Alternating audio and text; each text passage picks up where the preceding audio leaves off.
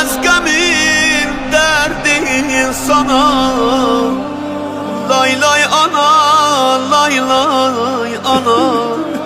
Kalbim gerek gemden yana. Lay lay ana, lay lay ana. Lay lay ana. Gözyaşlarım döndü kana.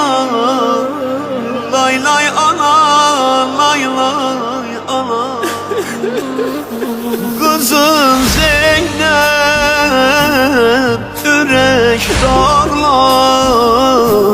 Sana her gün yanı bağlar.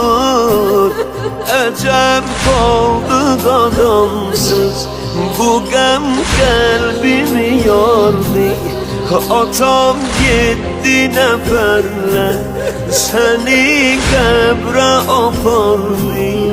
Atam gitti neferle, seni kebre apardı. Huda hafiz. Huda hafiz, Huda hafiz. Anam Zehra, anam Zehra. Heyali ana lay lay, ezali ana lay lay. Ölünce diyerem ben, yaralı ana lay lay.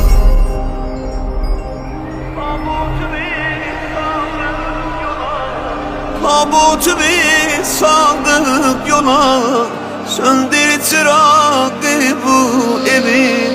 Kanakladı ehvalime, gamli otağı bu evin. Var ne bacım ne kardeşim, yaşın desin ne dağlayan. Garet seçip yaş tutmuşum, yoktur konağı bu evin. Huda hafiz, Huda hafiz. Anam Zehra, anam Zehra. Heyali ana lay lay, ezali ana lay lay. Ölünce diyerem ben, yaralı ana lay lay.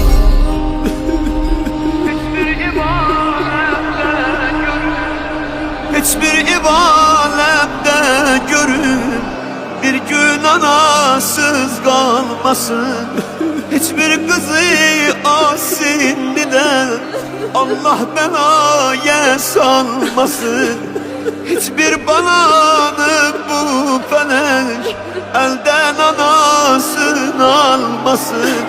Peygamberin öldü kızı, har eyledi ümmet yasın. Huda hafiz, Huda hafiz. Anam Zehra, anam Zehra. Heyali ana lay lay, ezali ana lay lay. Ölünce diyerem ben, yaralı ana lay lay.